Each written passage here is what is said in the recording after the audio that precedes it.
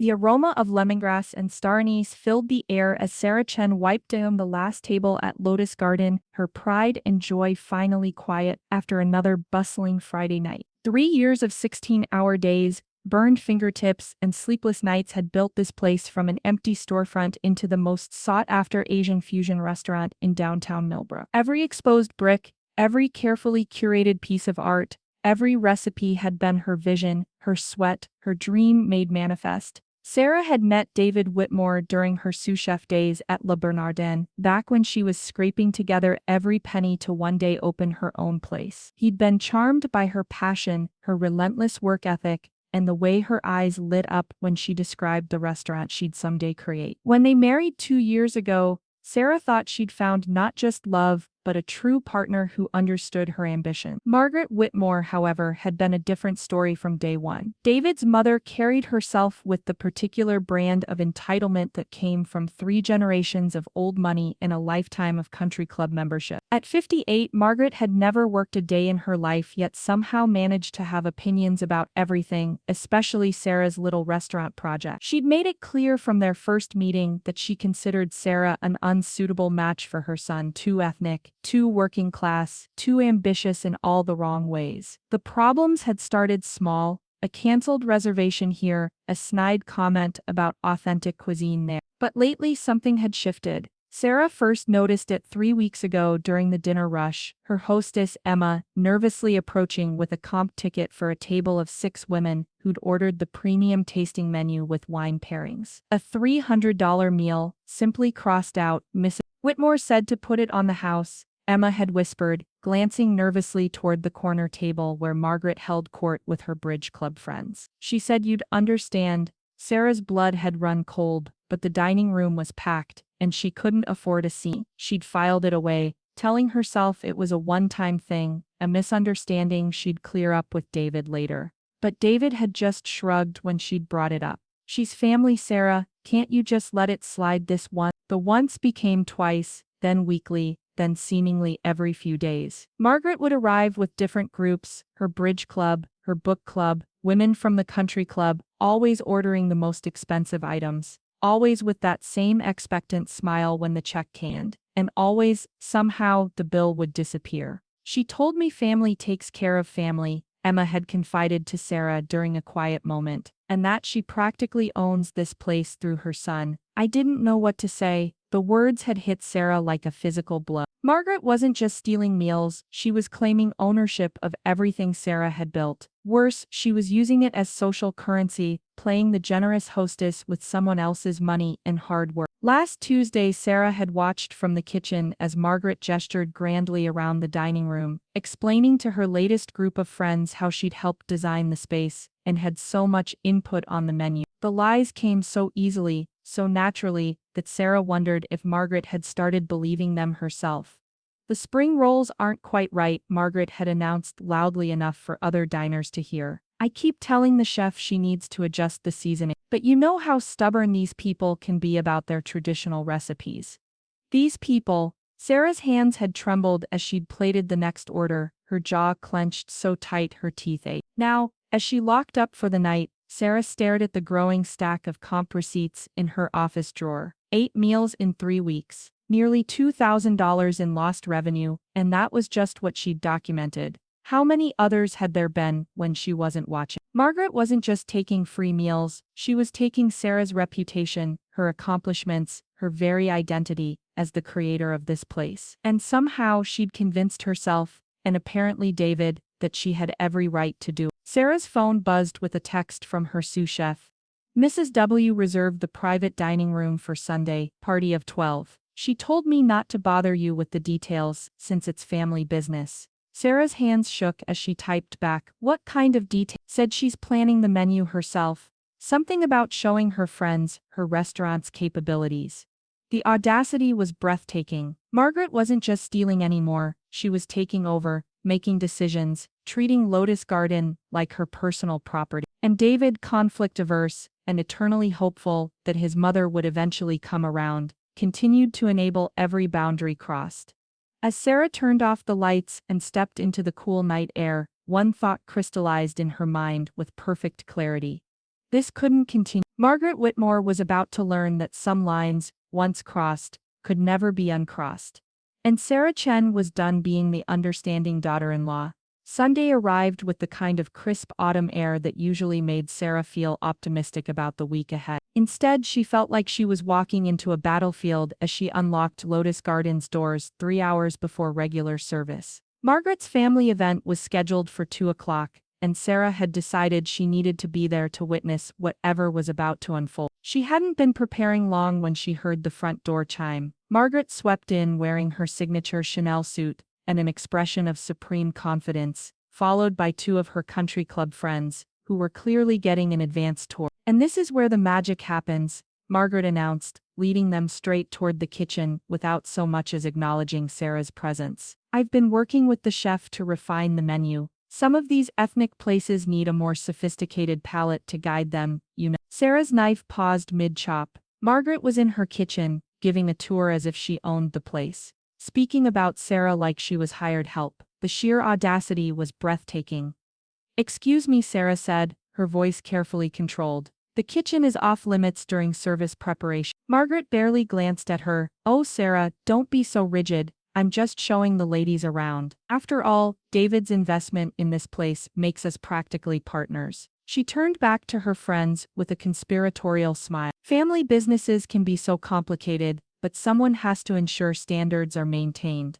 The lie hit Sarah like a slap. David's investment had been a wedding gift of $5,000 generous, but hardly the major funding Margaret was implying. Sarah had scraped together the down payment herself, taken out loans in her own name, worked double shifts to make every payment. "David didn't invest in this restaurant," Sarah said, her voice rising despite her efforts to stay calm. "This is my business, I built it myself." Margaret's laugh was like breaking glass. "Oh, darling, let's not get into the technicalities. You should be grateful I'm bringing quality clientele to your little place. Do you have any idea what kind of recommendation carries weight in this town?" The words hung in the air like a toxic cloud. Margaret wasn't just stealing meals or claiming false credit, she genuinely believed she was doing Sarah a favor. In her mind, Sarah should be thankful for the privilege of being robbed by someone of Margaret's social standing.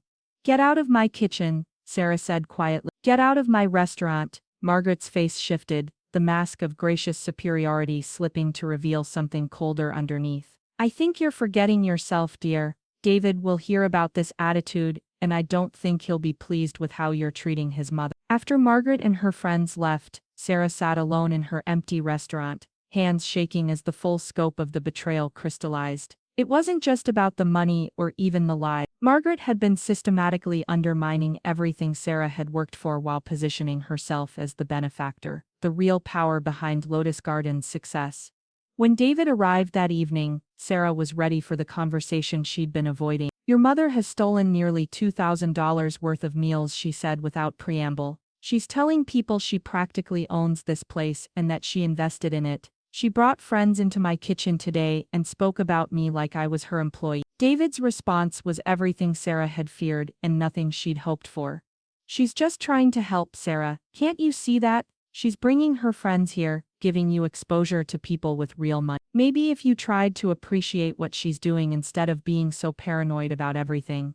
The word paranoid landed like a physical blow. Sarah stared at her husband, the man who was supposed to be her partner, her defender, and realized he'd known all along. He'd known about the free meals, the lies, the claims of ownership. He'd known, and he'd chosen his mother's comfort over his wife's livelihood. "You've been letting her do this," Sarah said, the words barely a whisper. "You knew she was stealing from us and you let her." "It's not stealing when it's family," David said, but his eyes wouldn't meet hers. "Mom's been through a lot lately. If a few free meals make her happy and bring us customers, what's the real harm? What's the real harm?" Sarah looked around her restaurant, at the photos on the walls documenting her journey from line cook to owner, at the awards she'd earned, at the life she'd built with her own hands, and realized that to her husband, none of it was really hers at all. In that moment, Sarah understood that the betrayal ran deeper than Margaret's theft. David saw Lotus Garden not as his wife's achievement, but as a family asset that his mother had every right to exploit. And he expected Sarah to be grateful for the privilege. The realization was devastating, and it was also clarifying. If they wanted to treat her restaurant as a family business, then perhaps it was time to give them a real taste of what family obligations could cost. Sarah didn't sleep that night. Instead, she sat at her kitchen table with her laptop, a cup of cold coffee, and a burning need to understand exactly who she was dealing with. If Margaret wanted to play games with social status and appearances, then Sarah needed to understand the rules of engagement. What she discovered in the early hours of dawn was illuminating. Margaret's social media presence painted a picture of endless charity luncheons, designer shopping trips, and lavish dinner parties. But Sarah's restaurant experience had taught her to read between the lines of carefully curated images. The designer bags were always photographed from angles that hid wear. The charity events were always group photos where individual contributions weren't specified. The dinner parties were always at restaurants, never at Margaret's home. A deeper dive into public records revealed even more. Margaret's husband had died 5 years ago, leaving her comfortable but not wealthy. Property taxes on the Whitmore family home showed it had been refinanced twice in recent years. Court records showed a quiet lawsuit with an investment firm that had been settled out of court 18 months ago. Margaret Whitmore wasn't a wealthy matriarch she pretended to be. She was a woman desperately maintaining appearances while her financial foundation crumbled beneath her. The free meals at Lotus Garden weren't just about entitlement, they were about necessity disguised as generosity. But it was Margaret's Bridge Club roster that gave Sarah the perfect weapon. These women were Margaret's entire social world, the Millbrook Country Club elite, who had never worked a day in their lives, but wielded their husbands' money like scepters of power. They were petty, competitive, and absolutely obsessed with maintaining their position in the social hierarchy. More importantly, they were exactly the type of people who would be mortified to discover they'd been unknowing participants in theft. Sarah's plan crystallized as the sun rose over downtown Millbrook. She opened her laptop and began drafting an email to Margaret, her fingers moving with surgical precision. Dear Margaret, I hope this finds you well. I've been thinking about our conversation yesterday, and you're absolutely right about family supporting family. In that spirit, I'd love to host a celebration dinner for your upcoming 60th birthday. Nothing would make me happier than to show the entire community how generous and beloved you are by hosting all your closest friends for an evening they'll never forget. I'm thinking November 15th. I know it's a month early, but I'm so excited to honor you properly. I'll handle all the arrangements. All you need to do is show up and accept the gratitude you so richly deserve. Love, Sarah. November 15th was a Friday night, typically Lotus Garden's busiest evening. Perfect. Next, Sarah began researching Margaret's social circle more thoroughly. Through social media cross-referencing and country club event photos, she identified Margaret's inner circle. 12 women who appeared at every major event, formed the core of every group photo, and clearly considered themselves Millbrook's social royalty. Sarah crafted individual invitations to each woman, carefully worded to suggest that Margaret had personally requested their presence at this intimate celebration of friendship and generosity. She emphasized that Margaret wanted to show her appreciation for their friendship in a meaningful way, and that the evening would be Margaret's gift to celebrate the bonds that matter most. Each invitation included subtle details designed to raise expectations, mentions of Margaret's favorite 7-course tasting menu, specially selected wine pairings, and a photographer to capture this momentous occasion. Sarah made sure each woman understood this was going to be an expensive, elaborate affair that Margaret was personally financing. But the masterstroke was the guest list itself. Sarah didn't just invite Margaret's core group, she invited every woman Margaret had ever brought to Lotus Garden for a free meal. All 32 of them. She cross-referenced receipts, security footage timestamps, and Emma's meticulously kept reservation notes to ensure she missed no one. The email to each woman was personalized, referencing specific meals they'd shared with Margaret and how much those evenings had meant to their hostess. Sarah painted a picture of Margaret as a woman so grateful for friendship that she wanted to give the ultimate gift, a lavish dinner party at the restaurant she helped create.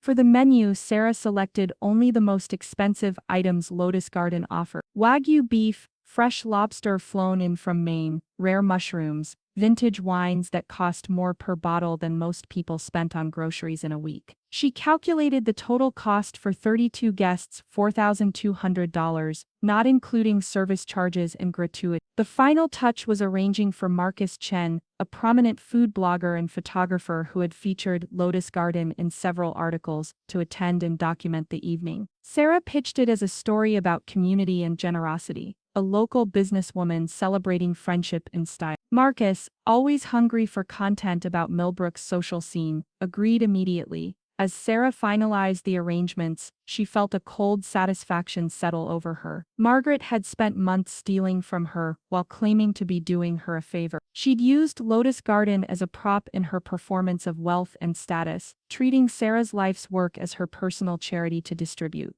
Now Margaret would have the opportunity to live up to every claim she'd made. She'd get to be the generous hostess she'd pretended to be, the wealthy benefactor she'd claimed to be, the woman of influence she'd insisted she was. She'd get to do it in front of everyone who mattered to her, with a photographer capturing every moment for posterity. And when the bill came, Margaret would finally understand the true cost of the game she'd been playing. Sarah sent the invitations on a Tuesday morning, then sat back to wait. She didn't have to wait long. By noon, her phone was ringing with excited responses from Margaret's friends, all thrilled to be included in what they assumed would be the social event of the season.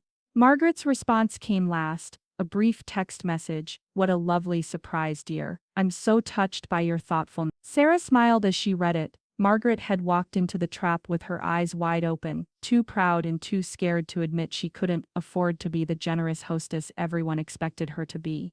The countdown to November 15th, and Sarah Chen had never felt more in control of her own story. The evening of November 15th arrived with the kind of crisp November air that made Millbrook's downtown glow under the streetlight. Sarah had spent the day preparing with military precision, her staff briefed on every detail of what was about to unfold. Emma, now fully aware of Margaret's months of theft, moved through her duties with barely contained excitement. Even the kitchen staff seemed to sense that tonight was different, special, loaded with significance beyond a typical dinner service.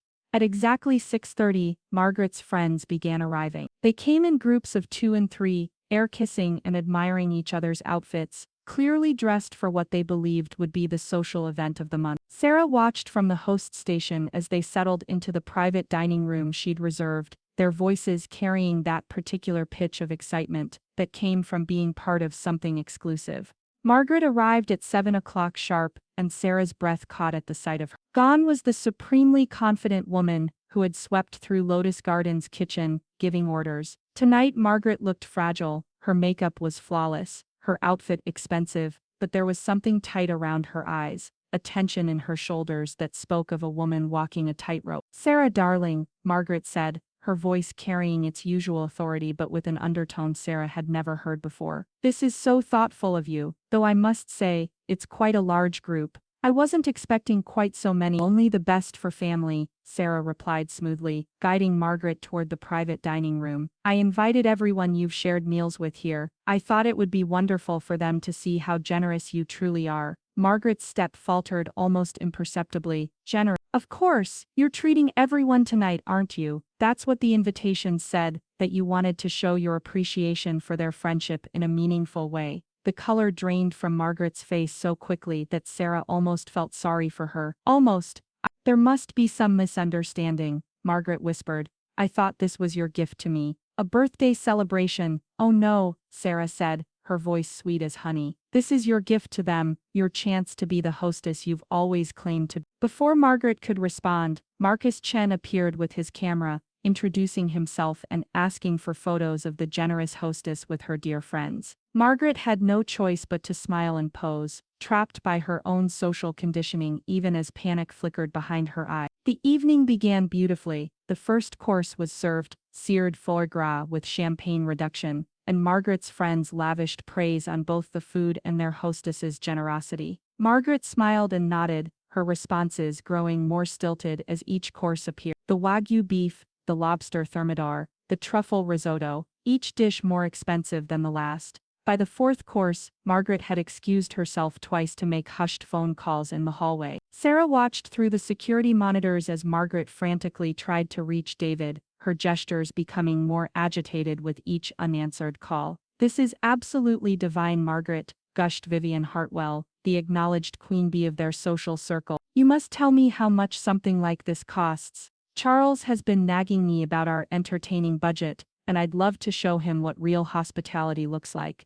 Margaret's wine glass trembled in her hand. "Oh, you know how these things are. It's all about the experience." Sarah appeared at Margaret's shoulder like a concerned daughter-in-law. "Ladies, I hope you're enjoying Margaret's generosity tonight. She insisted on only the finest. The Wagyu alone is $200 per person, and she specifically requested the 19. A collective gasp went around the table. Margaret's friends began calculating in real time, their expressions shifting from impressed to awed to slightly concerned. $200 per person, times 32 guests, plus wine, plus the elaborate 7-course progression they were witnessing. "Margaret, this must be costing you a fortune," whispered Janet Morrison, genuine worry creeping into her voice.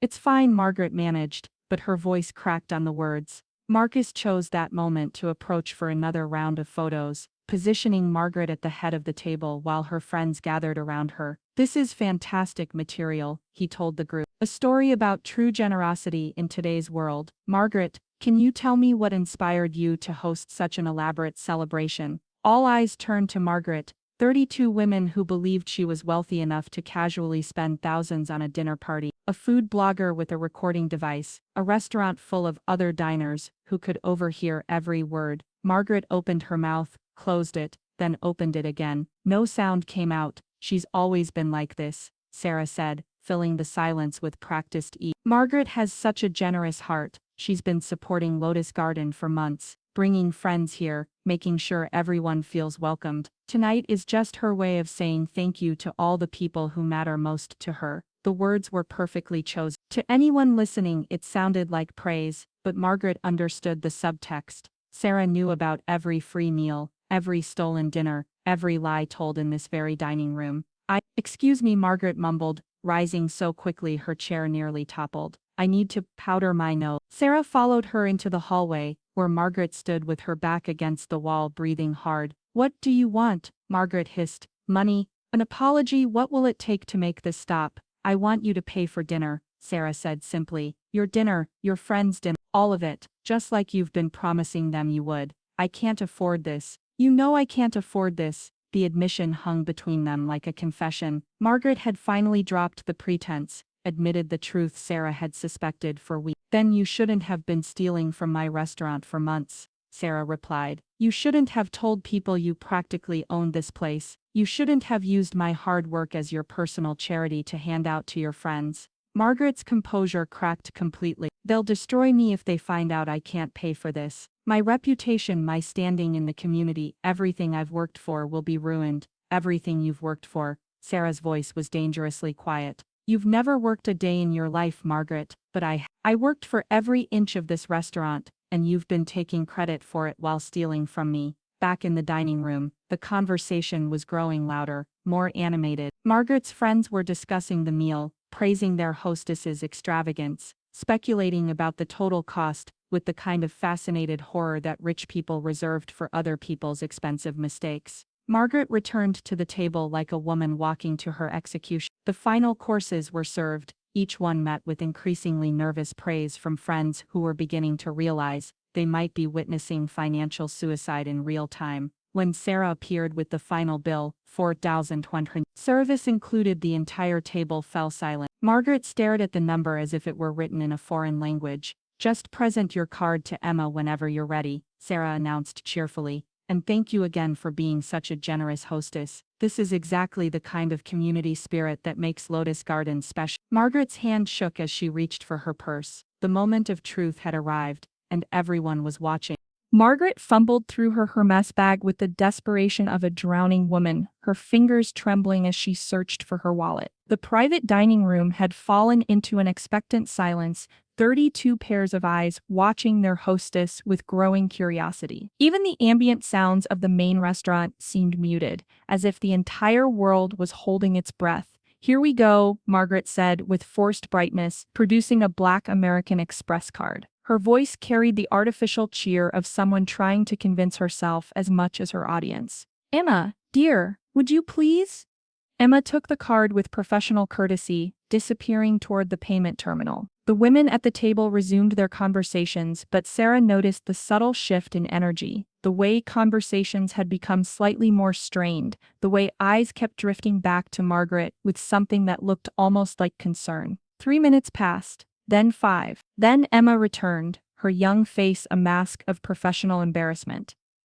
I'm so sorry, Mrs. Whitmore, she said quietly. The card was declined. Would you like to try another one? The words dropped into the room like a stone into still water. Conversations stopped mid-sentence. Vivian Hartwell's wineglass paused halfway to her lips. Janet Morrison's eyes widened with the kind of horrified fascination reserved for watching car accidents in slow motion. Margaret's face cycled through expressions so quickly it was like watching time-lapse photography of a flower wilting. Confusion, embarrassment, anger, and finally, desperate calculation. That's impossible, she said, her voice pitched too high. There must be some mistake with your system. Try it again. Emma's second attempt yielded the same result. Margaret produced another card, this one a Visa, with hands that were now visibly shaking. Declined. A third card, a MasterCard that looked less pristine than the others, also declined. The silence in the room was becoming unbearable. Margaret's friends exchanged glances that spoke volumes. The kind of looks that passed between people witnessing someone's social execution. Margaret, darling, Vivian said carefully. Perhaps we could all chip in. Split the bill among. No. Margaret's response was sharp enough to make several women flinch. I don't need, this is my dinner. My celebration, I'm paying for it. But she had run out of cards and everyone knew it. Sarah materialized beside the table with the timing of a perfectly choreographed performance. Is there a problem? I'd hate for anything to spoil such a wonderful evening. Just a small technical issue, Margaret said, but her voice was barely above a whisper now. Perhaps we could arrange something. A payment plan, or... A payment plan. Sarah's voice carried just the right note of confusion. For a family dinner? Margaret, you said you practically owned this restaurant. Surely you're not suggesting you can't afford to pay for a meal at your own family's establishment. The words hung in the air like an accusation. Every woman at the table was now staring at Margaret with open fascination, the pieces of a puzzle clicking together in their minds. The months of free meals, the grand claims about ownership, the elaborate promises of generosity, all of it suddenly taking on a very different meaning. There's been a misunderstanding, Margaret began, but her voice cracked under the weight of 32 pairs of judging eyes. Marcus chose that exact moment to approach with his camera raised. Mrs. Whitmore, could I get a photo of you with the bill? Something about the joy of giving, the satisfaction of treating friends, to get that camera away from me. Margaret's scream shattered the genteel atmosphere like a gunshot. She lunged toward Marcus, her carefully maintained facade finally cracking completely. You don't understand. None of you understand. I've been trying to help this ungrateful little. She stopped herself, but not quickly enough. The racial slur that had been building behind her teeth was visible in her expression, hanging unspoken but clearly understood by everyone in the room. Margaret, Janet Morrison said quietly, her voice heavy with dawning horror. What are you saying? But Margaret was beyond caring about consequences now. Months of stress, financial pressure and wounded pride erupted in a torrent of venom. I'm saying this little bitch has been taking advantage of my kindness for months. Free meals? I was doing her a favor, bringing quality people to this dump, giving her business she never could have gotten on her own. And this is how she repays me. The room erupted. Chairs scraped against the floor as women pushed back from the table. Vivian Hartwell's face had gone white with shock. Someone gasped audibly. Marcus's camera continued clicking, capturing every moment of the meltdown. You people have no idea what I've sacrificed for my son's happiness. Margaret continued, her voice rising to a shriek. Accepting this marriage to someone so beneath our family, pretending to welcome her into our circle when everyone knows she'll never truly belong. And now she has the audacity to humiliate me in front of my friends. Sarah stood perfectly still, letting Margaret's words wash over her like acid rain. Each syllable was being recorded, photographed, witnessed by the 32 women who comprised Margaret's entire social world. There would be no taking this back, no smoothing it over with charm and apologies. You want to know the truth? Margaret was screaming now, pointing an accusatory finger at Sarah. I've been giving away free meals, because someone needs to show these people what real class looks like, what generosity means. But apparently that's not appreciated by people who, Mrs. Whitmore. Sarah's voice cut through Margaret's tirade like a blade. You've stolen over $8,000 in meals from my restaurant over the past 6 months. You've lied to your friends about owning this establishment. You've used my business as your personal charity to maintain a social status you can no longer afford. Sarah reached into her apron and produced a manila folder thick with receipts, security camera screenshots, and credit card records. I have documentation of every theft, every lie, every time you claim to practically own this place while helping yourself to my profits. She placed the folder on the table in front of Margaret's friends. I'm pressing charges for grand theft and fraud. The police are already on their way. As if summoned by her words, the sound of sirens became audible outside. Margaret's face went from red to white to gray in the span of seconds. You wouldn't dare, she whispered. I would, Sarah replied. And I am.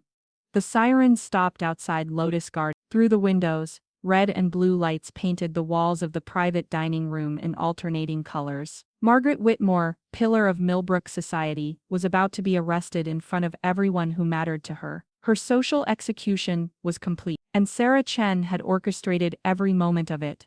The arrest itself was almost anticlimactic after Margaret's spectacular meltdown. The officers were professional and efficient, reading Margaret her rights while her former friends sat in stunned silence, some openly weeping at the destruction of their social world's carefully maintained facade. Margaret went quietly, all the fight drained out of her, leaving behind only a broken woman who had gambled everything on appearances and lost.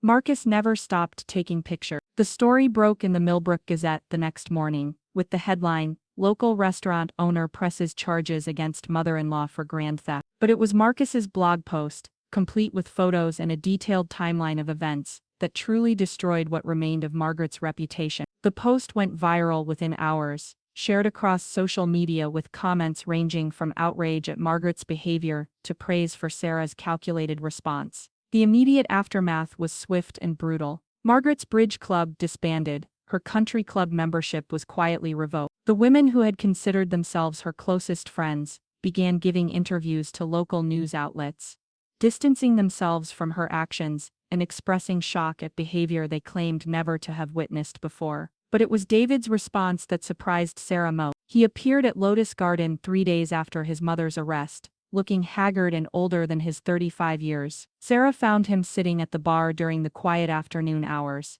staring at an untouched cup of coffee. I should have stopped her, he said without preamble. I knew what she was doing, and I should have stopped her. Sarah studied her husband's face, seeing something there she hadn't expected, genuine remorse, not just for the situation, but for his role in enabling it. Why didn't you? She asked. David was quiet for a long time. Because it was easier to let her take what she wanted than to deal with the fights. Because I thought if I just gave her enough rope, she'd eventually hang herself, and I wouldn't have to be the bad guy. He looked up at Sarah with red-rimmed eyes. I never thought she'd try to take you down with her. The legal proceedings took 6 months. Margaret pleaded guilty to theft and fraud charges, receiving 2 years of probation and an order to pay full restitution, not just for the documented thefts but for business damages as well. The total came to nearly $15,000, money she didn't have. To pay the restitution, Margaret was forced to sell the Whitmore family home and most of her possessions. She moved into a modest apartment across town, took a job as a receptionist at a dental office, and began the slow process of learning to live within her actual means rather than her imagined status. The most surprising development came 8 months later, on a quiet Tuesday afternoon. Sarah was reviewing inventory when Emma approached with a familiar face in tow. Mrs. Chen, there's someone here to see you. Margaret stood in the doorway of Sarah's office, looking nothing like the imperious woman who had once swept through Lotus Garden, giving order. Her hair was styled simply, her clothes practical rather than designer. She looked smaller, somehow, humbled. I'd like to apply for a position, Margaret said quietly. Hostess, server, whatever you have available. I know it seems presumptuous, but I need the work, and I owe you more than money. Sarah stared at her former tormentor, this woman who had tried to steal her life's work and claim it as her own. The old Margaret would never have set foot in a restaurant, except as a customer to be served. This Margaret was asking to serve others. Why he? Sarah asked, "Why not somewhere else, where people don't know your history?" Margaret's smile was sad but genuine. "Because everywhere else, people know my history and won't give me a chance. You're the only person who has reason to hate me, who might also understand what it means to build something from nothing." Sarah considered the request for a long moment. Margaret had lost everything: her home, her social standing, her financial security, her sense of identity. She had been forced to confront the reality that her entire life had been built on borrowed money and borrowed status. In some ways, she was starting over at 59, learning lessons that most people absorbed in their 20s. "Probationary period," Sarah said finally. 3 months, minimum wage. You follow every rule, respect every customer, and if I hear so much as a hint of attitude or entitlement, you're gone." Margaret nodded eagerly. "Understood. And Sarah? Thank you for the chance, and for teaching me what I needed to learn." 6 months later, Margaret Whitmore was still working at Lotus Garden. She was a model employee, punctual, respectful, hardworking in a way she had never been before. She lived quietly in her small apartment, took the bus to work, and slowly began building genuine relationships with her coworkers, based on mutual respect rather than social hierarchy. David had started therapy to address his conflict avoidance and enabling behavior. Their marriage was stronger for having survived the crisis, built now on honesty rather than the polite fiction that family loyalty meant accepting unacceptable behavior.